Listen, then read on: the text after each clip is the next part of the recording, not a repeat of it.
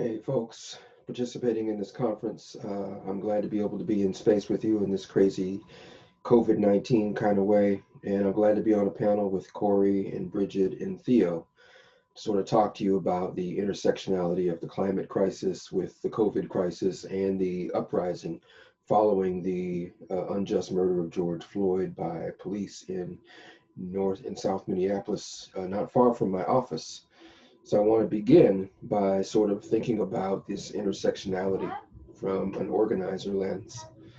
And so in my organization, the day that George Floyd was murdered by the cops, staff were out there on the front lines in medical tents, providing first aid, but then also, going back to their houses and preparing food for the people who are on the front lines.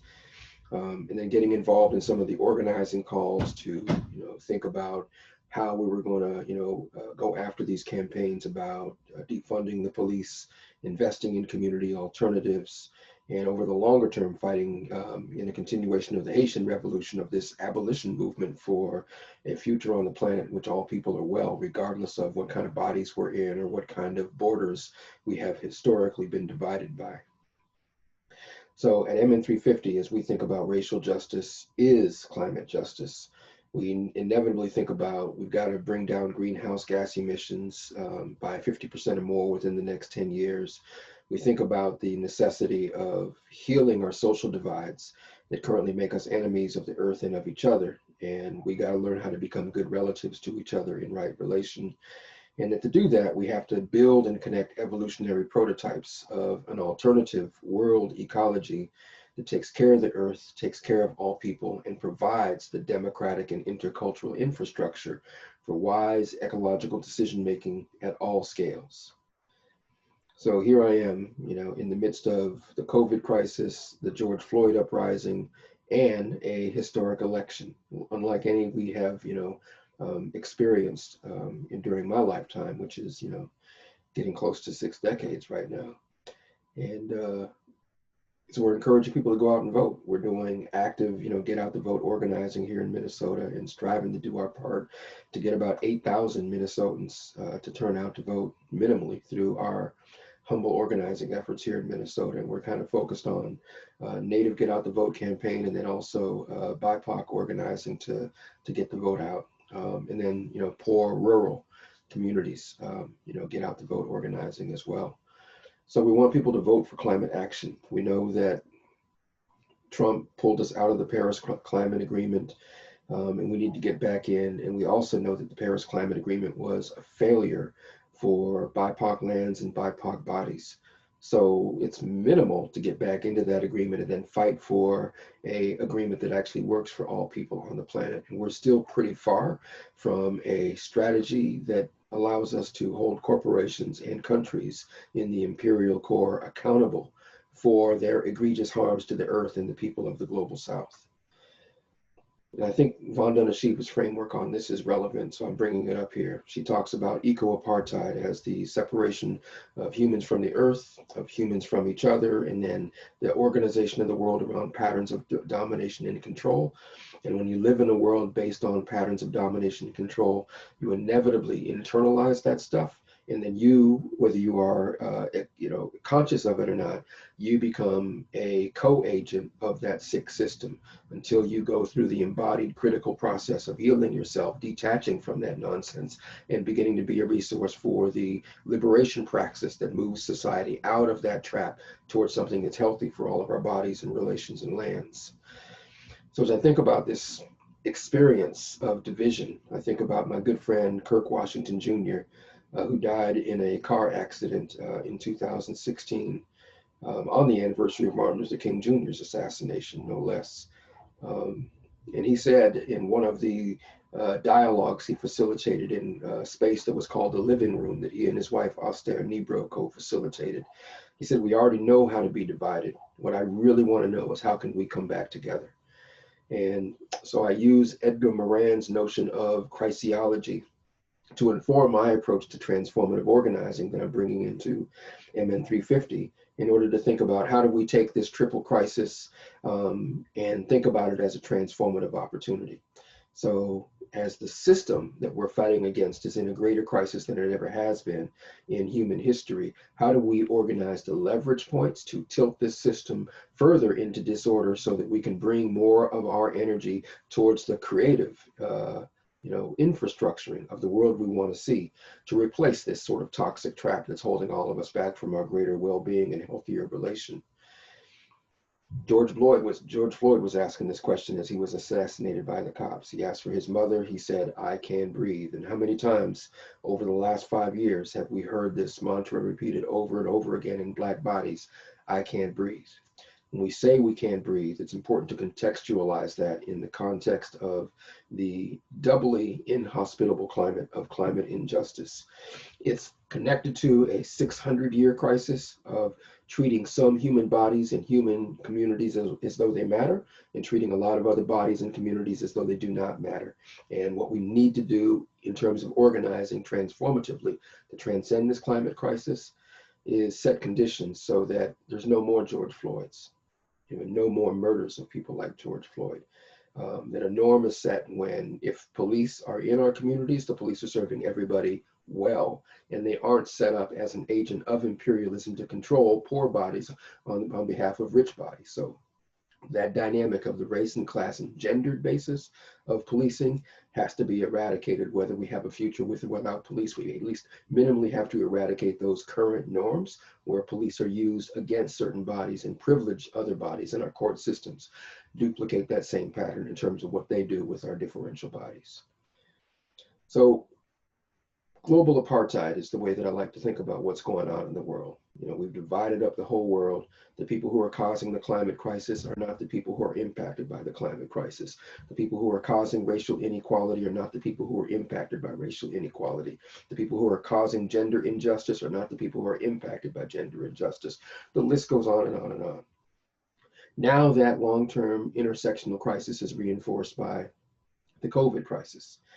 So we have to think about, in the 21st century, how are our social movements bringing sufficient co-evolutionary, revolutionary energy to this moment?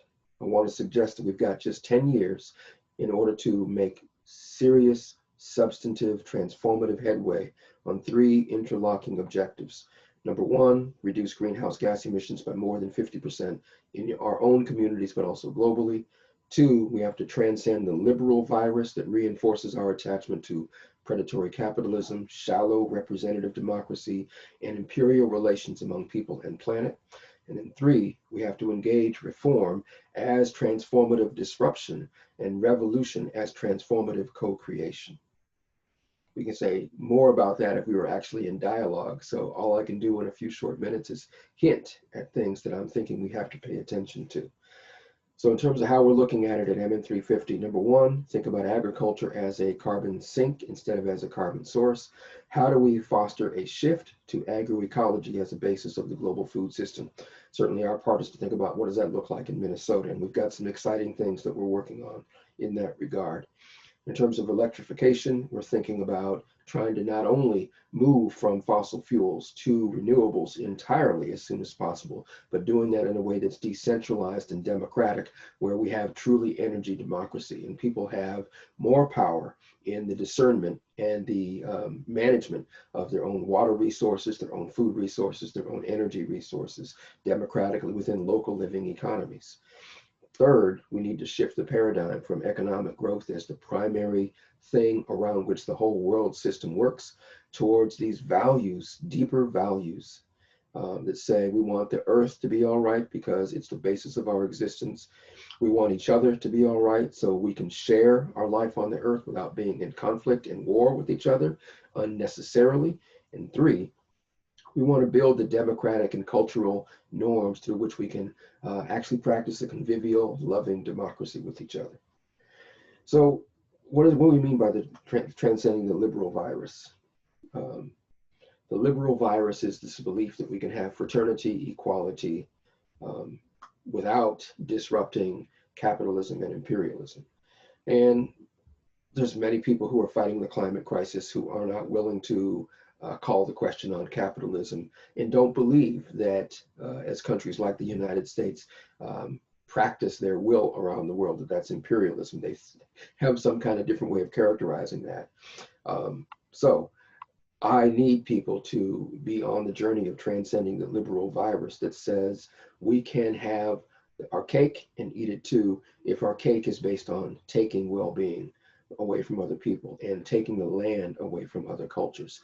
We have to stop being a taker culture and start being a reciprocal culture. And the only way we learn to be reciprocal is by getting back into socially embodied consciousness, in which I'm in active dialogue with you about how is the way we're sharing the world working for both your body and mine. And if we're not in that dialogue, then something's amiss. That dialogue has to be a basis for how we co-navigate our time and space on this planet. We have to continually evolve our embodied consciousness as we do social movement learning with each other. We have to develop a capacity of expansive networks to revolutionize infrastructures through which we manage our local and linked ecologically democratic livelihood. And we have to embody a transformative logic of power and address the scale challenge of how we do all these things within the next 10 years. It's no small thing to do. This is more work to do than any of us have been trained up to do, and yet I'm suggesting these are minimal expectations of ourselves if we're going to hospice the climate crisis and give birth to a convivial future for people and planet. So among the evolutionary paths, small r, big E, revolutionary, small r, big E. Right now, electoral organizing and transformative justice practice, remaking power without taking power through linked autonomous movements, as John Ferrand, who was one of the organizers of this conference, likes to think about it and contextualize it, and then also occupying space and taking it back from ecological imperialism. So how are we doing this at MN350? We have a pipeline resistance and divestment work. We have climate majority work. We have a 100% campaign, a clean cars and transit campaign. We have treaty rights and BIPOC organizing, and we have agroecological organizing at all scales.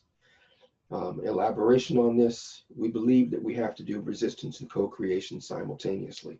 So our pipeline resistance camps double as spaces to train up in ecological and relational skills. Through our agroecology, we're trying to facilitate land justice for BIPOC farmers, a co-management paradigm with Native nations as we think about putting more land back into the commons, and then linked local living economies in all of the 6 organizing regions of MN350 in the state of Minnesota. And then now we're trying to take what we're figuring out in our organizing and nudge our peers in all of the Midwest to embody their own regional organizing strategies that join with ours. And finally, we're suggesting that we have to always live the politics of the possible. I'm encouraging all staff and volunteers to embody the world we wish to see, to organize praxis based on social movement learning, and to do healing justice work to guide our transformative organizing. So in closing, the keys to transformation in our view are that we can't wait for forces for transformative change to come from elsewhere. We have to be the force of transformative change and actively learn and struggle with others. We have to foster co-evolutionary coherence around how we both reduce greenhouse gas emissions and secure critical mass engagement in linked social movements at all scales. And finally, we have to put alternative infrastructures in place for provisioning our basic needs of food, water, shelter, safety, health, education, energy, a sense of belonging, which includes community and love, and active solidarity interculturally, ecologically, and democratically with all alternatives until we mutually lock in as the new form of always open and evolving convivial society. In 10 years, we've got to organize and deliver on these elements. A cultural revolution that shifts eco-social behavior away from the imperial core and more towards ecological democracy, linking prototypes across ecologically evolving communities, defense and restoration of the ecological commons, and then constantly facilitate disordering of imperialism and ordering of transformative ecological democracy at all scales. So I hope this was useful as like an introduction to the way I'm thinking about this necessary organizing of the next decade. If it makes some sense, I look forward to you joining with me so we can do this evolutionary, revolutionary work and generate a future worth having for this generation and those that follow. Thank you for your time.